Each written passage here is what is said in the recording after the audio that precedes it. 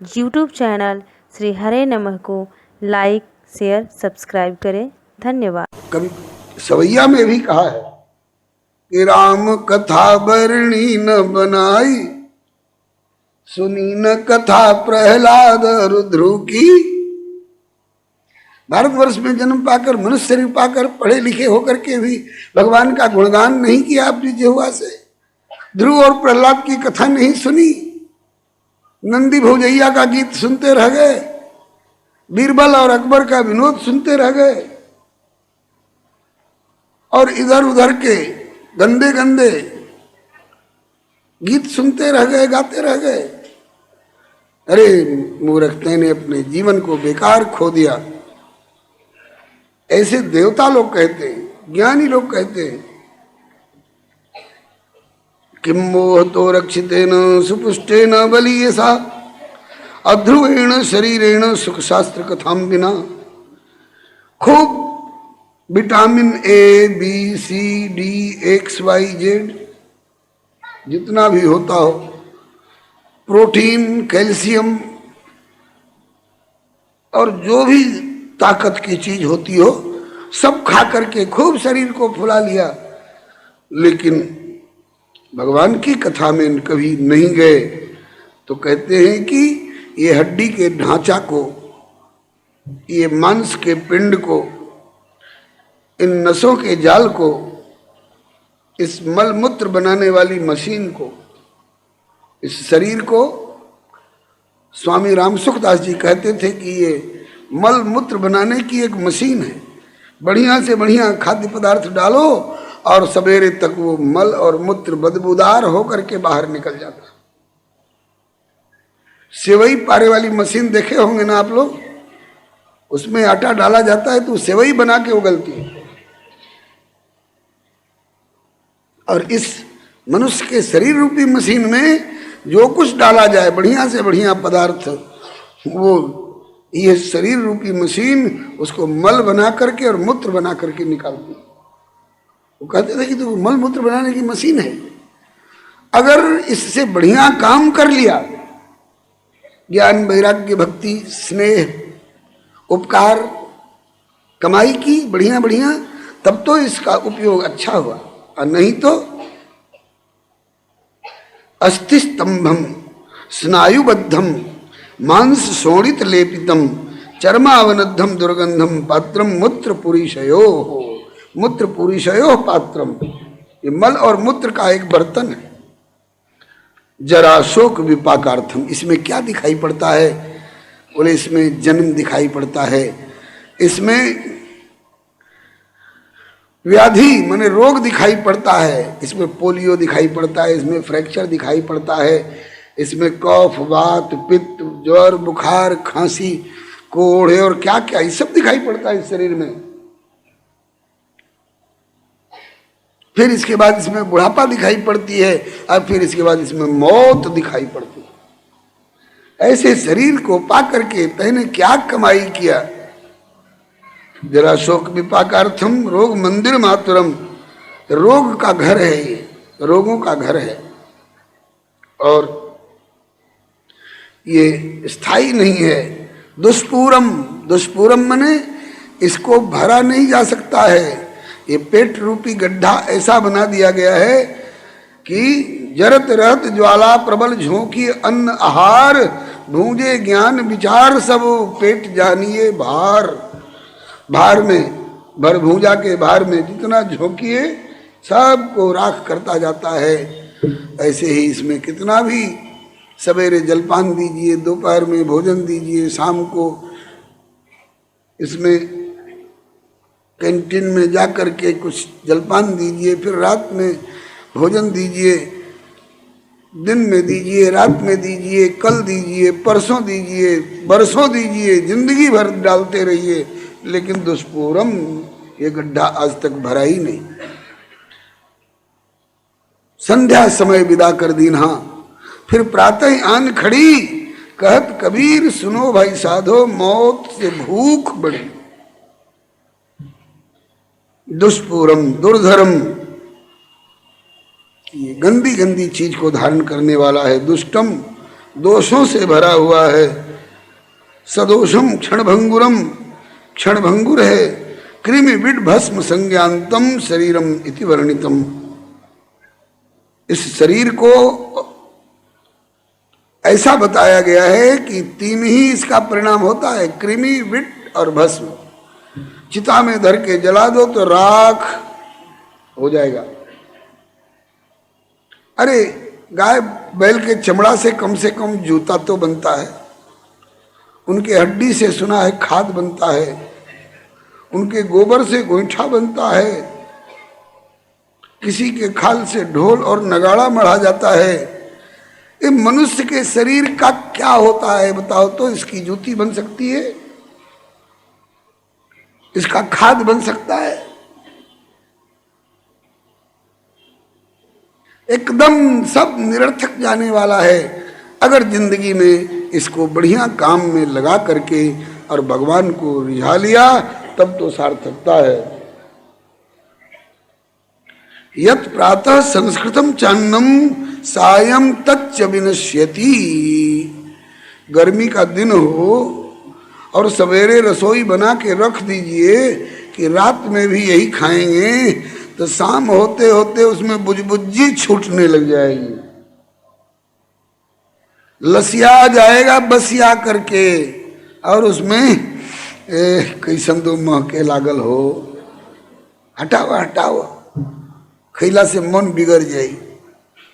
तो कहते हैं कि प्रातः संस्कृतम चान्नम, यत् प्रातः संस्कृतम चान्नम, खूब बीन के बराई के धोई के माज के खूब माड़ी के घी के मोमन दे के और का कुल कैल गई। और सायं तच्च विनश्यति, शाम होते होते उसका बसिया करके लसिया करके रूप बिगड़ जाता है, खाने लायक नहीं रह जाता है, खट्टा हो जाता है, बदबू आने लग जाती है। तदीय रस संपुष्टे, उसी रस से ये शरीर बनता है। तो इस काय का नाम नित्यता। इस काया में, इस शरीर में नित्यता की आशा कोई कैसे कर सकता है? सप्ताह श्रवणे लोके प्राप्यते निकटे हरि, अतो दोष निवृत्त्यर्थम एतदेव ही साधनम। ये कौन बोल रहा है? वो प्रेत की आत्मा बोल रही। प्रेतत्व से छूट करके पार्षद रूप हो करके जय और विजय जैसा पार्षद रूप हो गया। जैसे जटायु जी का गिद्ध देह तजी धरि हरि रूपा, भूषण बहु पट पीत अनूपा, श्याम गात विशाल भुजचारी, अस्तुति करत नयन भरिवारी। जटायु जी का शरीर छूटा तो उनको भी ऐसे ही दिव्य स्वरूप हुआ। आज वही धुंधकारी की आत्मा प्रेतत्व का परित्याग करके और पार्षदत्व को ग्रहण करके और ये सारी बातें अपने मुख से सुना रही है। इसलिए ऐ मेरे प्यारे ग्रामीण बंधुओं, आप लोग इस कथा से बराबर प्यार करते रहना। आप लोगों के दोष दूर हो जाया करेंगे। ये जीवन अगर अच्छे काम में लगा तब तो सही, और नहीं तो कैसा रहा ये जीवन? बोले बुध बुधाइव तो येषु, पानी में बूंद की ठोकर लगी तो उसमें एक बुलबुल्ला उठ गया अर्धगोलाकार। बुलबुल्ला से पूछा जाए कि काहे खातिर पैदा भइल बड़ा, दुनिया में काहे खातिर उठल? कीर्तन करब कि कथा सुनब कि रसोई बना के केहू के खियब कि हर जोतब कि का करब? आ तना है सरकार 2 मिनट के बाद फूटे खातिर पैदा भइल। बुलबुल्ला केवल फूटने के लिए उठता है और उसका कोई उपयोग नहीं है। बुध बुधा इव तो येषु, मसका इव जंतुषु, जंतुओं में, जीव जंतुओं में मसका माने मच्छर। मच्छर से पूछिए कि काहे मच्छर भाई, का समाचार? अब तो ठीक बा, आजकल तनी जाड़ा ज्यादा पड़े लागल ऐसे हमरा बाल बच्चा पर खतरा आ गई बा। आजकल का होता, का करता तो करब का। सांझ होते होते, अनार होते होते लोग पर चढ़ बैठिले। चढ़ बैठेला तो का करेला, तो कब गोड़ पर के, तो कब मुंह पर के चद्दर से। यूट्यूब चैनल श्री हरे नमः को लाइक शेयर सब्सक्राइब करें। धन्यवाद। झाँप के सुतलन तब तो दाव ना लागल, मच्छरदानी लगा लेलन तो दाव ना लागल, लेकिन उघारे सुतलन तो जहां जहां से मन करेला बस उनका शरीर के खून पियली रात भर। आ खून पियला के बाद का भइल, बोले कि उनका बुझा गई जे जो कुछ काटता तो एक तमाचा में जितना खून पिए थे वो सारा खून बिखर गया। तो मच्छर से पूछिए कि किस लिए पैदा हुए, नौकरी करने के लिए कि खेती करने के लिए कि व्यापार करने के लिए कि कथा सुनने के लिए कि भक्ति करने के लिए कि ज्ञान साधना के लिए। बोले ये सब काम के लिए और लोग पैदा होते हैं, हम तो केवल, हम मच्छर लोग केवल इसीलिए पैदा होते हैं कि बैठे खून पिए और तमाचा लगा और मरे, बस। इसके अलावे और कुछ करने लायक हम हैं ही नहीं। हम नहीं कह रहे हैं। श्रीमद् भागवत महात्म्य में धुंधकारी की प्रेतात्मा कह रही है कि बुदबुदा इव तोयेषु मशका इव जंतुषु ये जायन्ते, ये जन्म लेते हैं किस लिए, मरणायैव, केवल मरने के लिए जन्म लेते हैं। जायन्ते मरणायैव कथा श्रवण वर्जिता। कितनों इधर उधर के काम कर रहे हो, लेकिन कथा श्रवण वर्जिता, भगवत भक्ति वर्जिता, भगवान की भक्ति नहीं किए तो उनका जीवन एक मच्छर से ज्यादा महत्व का नहीं, एक पानी के बुलबुल्ला से ज्यादा महत्व का उनका जीवन नहीं है। अपने लिए सुअर कुकुर भी जीते। सियार से पूछो, सियार से कि काहे के लिए जन्मे हो, बोले कि शाम हुई तो हुआ हुआ किए, और रात में जहाँ घूम फिर करके उसको मार के खा गए, उसको मार के खा गए, उसको मार के खा गए। अब दिन हुआ तो कुकुर हमको मार के खा गया। बस ऐसा जीवन कोई जीवन है? ये किस लिए जन्मे, बोले जायन्ते मरणाय, वह केवल मरने के लिए पैदा होते हैं। कथा श्रवण वर्जिता यहाँ है, और कहीं कहीं पाठांतर में जायन्ते मरणाय व भगवत भक्ति वर्जिता, भगवान की भक्ति का कोई अंग जीवन में, न कथा सुने, न कीर्तन किए, न ध्यान किए, न पूजा किए, न पाठ किए, न किसी की सेवा किए, न किसी का उपकार किए, ऐसा जीवन बोले धिक्कार के योग्य। अज्ञस्य श्री हरे नमः जड़स्य शुष्क वंशस्य यत्र ग्रंथि विभेदनम चित्रम किमु तदा चित्त ग्रंथि भेद कथा श्रवात। आप लोगों ने 7 दिन में 7 बार चटाक की आवाज सुनी थी ना, हर सायंकाल की कथा के बाद? हाँ सुने थे। अरे बोले मैं ही उसमें बैठा हुआ था बांस के पोल में, और जब वो गांठ फट जाती थी तो मैं दूसरे उसके आगे वाले छेद में प्रवेश कर जाता था ताकि इधर उधर की मेरी भटकन छूटे। और दूसरे दिन जब दूसरी गांठ फट गई तो मैं तीसरे छेद में प्रवेश कर गया। तीसरे दिन की कथा से तीसरी गांठ फटी तो मैं चौथे छेद में प्रवेश कर गया, और चौथे दिन की कथा से चौथी गांठ फटी तो मैं 5वें छेद में घुस गया। 6वें दिन की कथा में 6वीं गांठ फटी तो मैं 7वें में प्रवेश कर गया। आज 7वें दिन की कथा से 7वीं गांठ फट गई, और अब मैं इस संसार रूपी विवर से मैं बाहर हो गया। सोचो सोचो श्रोता बंधुओं, मेरे ग्रामीण बंधुओं, सोचो, जिस कथा ने जड़ बांस की गांठ का भेदन कर दिया, और वो कथा अगर बढ़िया से सुने कोई मनुष्य, सहृदय बुद्धिमान व्यक्ति, तो उसकी जो अविद्याजन्य जड़ ग्रंथियां हैं वो क्यों नहीं टूटेंगी, क्यों नहीं उनका भेदन होगा। जड़स्य शुष्क वंशस्य, बांस जड़ है और शुष्क मने सूखा है, और ऐसे बांस का यत्र ग्रंथि विभेदनम, जहां गांठ फट गई, ग्रंथि का भेदन हुआ, तो चित्रम किम तदा चित्त ग्रंथि भेद कथा श्रवात, चेतन मनुष्य की चित्त की ग्रंथि का जड़ चेतन ही ग्रंथि पड़ी गई। यद्यपि मृषा छूटत कठिनाई, तो ये छूट जाए तो इसमें क्या आश्चर्य की बात है।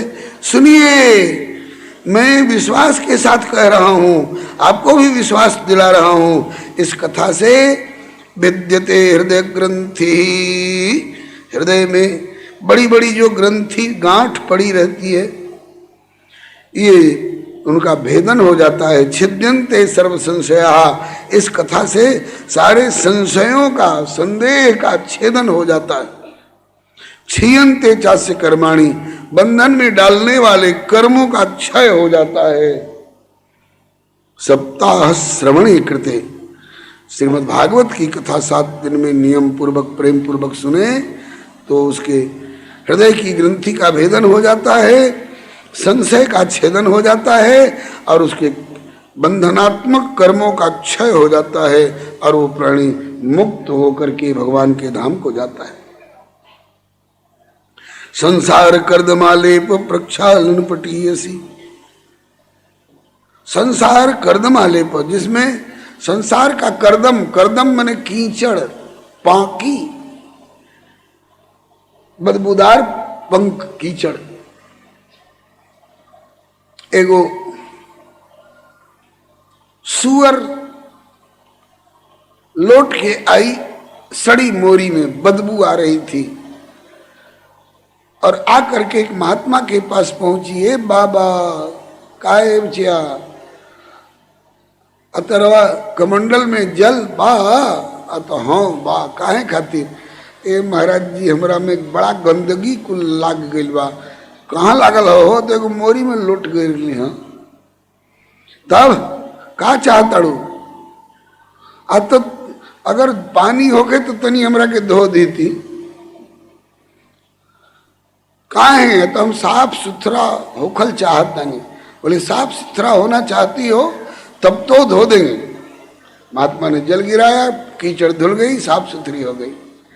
महात्मा को खुशी हुई कि चलो आज हमारे कमंडल के जल से एक का गंदगी तो दूर हुई, एक की सफाई तो हुई।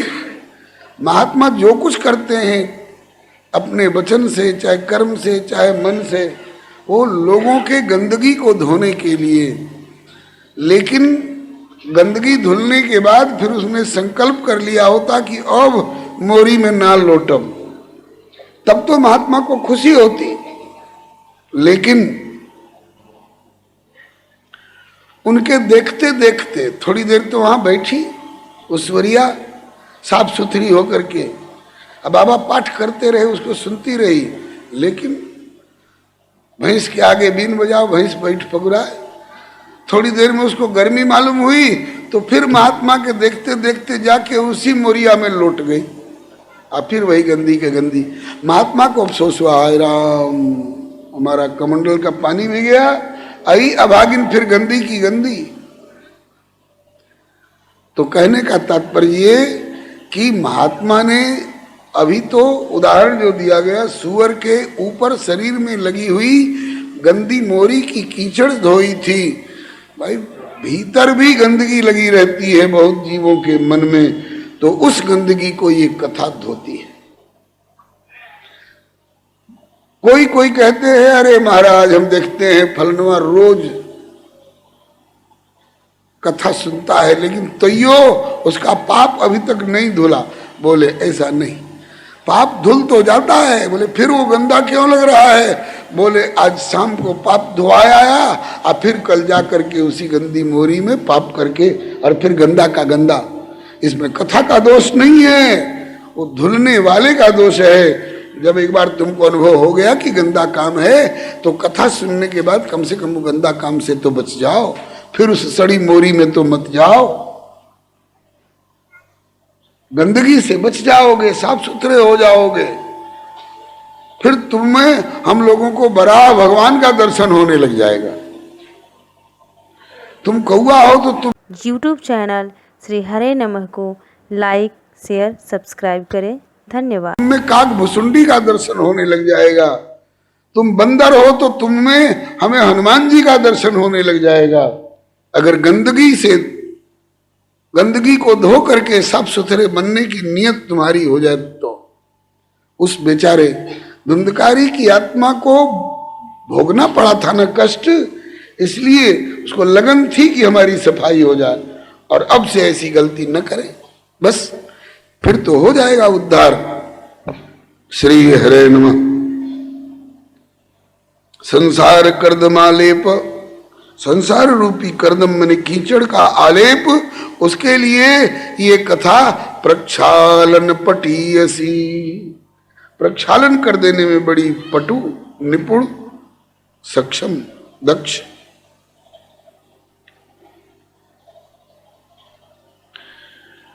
धुंधकारी ने कहा कि देखो बस्ती वालों, देखो मेरी ओर देखो, मेरे जिंदगी भर किए गए पापों की ओर देखो और उसकी गंदे परिणाम मेरे प्रेत योनि की ओर देखो, मेरे प्रेत योनिगत कष्टों की ओर देखो और अब देखो इस कथा के प्रभाव से मेरे सारे दोष दूर हो चुके। देखो मेरी ओर देखो। अभी एवं ब्रुवती, इस प्रकार से वो धुंधकारी की प्रेतात्मा आप कहें कि पार्षदात्मा कहें, अब प्रेतात्मा नहीं अब पार्षदात्मा। एवं ब्रुवती ऐसा बोल ही रहे थे तब तक तस्मिन विमानम आगमत तदा, एक विमान आके खड़ा हुआ। उस विमान पर से वैकुंठवासी पार्षद उतरे, इनको लेने के लिए आए थे। वैकुंठवासिभिर्युक्तम प्रस्फुरत दीप्ति मंडलम, उस विमान के 7वें दिन शाम को कथा विश्राम हुई थी ना, शाम को तो थोड़ा थोड़ा प्रकाश कम हो ही जाता है, लेकिन विमान आते आते उस विमान में इतना प्रकाश था कि सारा अंधकार वहां का दूर हो गया। वैकुंठवासिभिर्युक्तम प्रस्फुरत दीप्ति मंडलम, दीप्ति मंडल माने प्रकाश पुंज का एक मंडल वहां उपस्थित हो गया। सर्वेशाम पश्यताम भेजे विमानम धुंधुली सुता, भगवान के पार्षद जो विमान लेकर के आए थे उन्होंने हाथ जोड़ करके उस धुंधकारी की आत्मा से कहा कि अब आप प्रेत नहीं हैं, अब आप पार्षद हैं, आप भी पार्षद और हम भी देखिए भगवान के भेजे हुए पार्षद। तो अब आप हम पार्षदों के भाईचारे में शामिल होने लायक हो गए। अब आइए बोलिए भक्तवत्सल भगवान की जय। अब आइए, ये विमान हम लोग आपके लिए लेकर के आए हैं, भगवान ने भेजा है। इस विमान पर बैठिए और हमारे साथ भगवान के धाम को चलिए। तो सर्वेशाम पश्यताम भेजे विमानम धुंधुली सुता, धुंधुली सुत कहलाने वाले उस धुंधकारी ने उन पार्षदों के आग्रह पर सबके देखते देखते उस विमान को देहात में हबेखल कहल जला भेजे। कमैला बोले कमैली, हबेख लागल मैंने कमाए हुए को काम में लिए भोगे। बोले ना उतर लुट के लगी लंसन के जकरा जकरा से हमार लाग लपट रहा। और यहाँ श्री गोकर्ण जी की कृपा से विमान आया, कथा के प्रभाव से विमान आया और वो आत्मा विमान पर बैठ के विमाने वैष्णवान वीक्ष, भगवान के पार्षद लोग भी बैठ गए। अब वो विमान उड़ने वाली मुद्रा में जब हुआ तब गोकर्णो वाक्यम अब्रवीत, गोकर्ण जी एक वाक्य बोले, हे भगवत पार्षदो ठहरो, अभी तुरंत विमान लेकर भागने की जल्दी मत करो।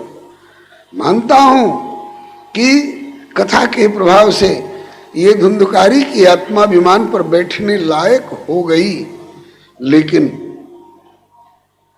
इसके विमान को देख करके हमारे और श्रोता लोग तरस गए हैं कि वाह, कथा हमने भी सुनी है,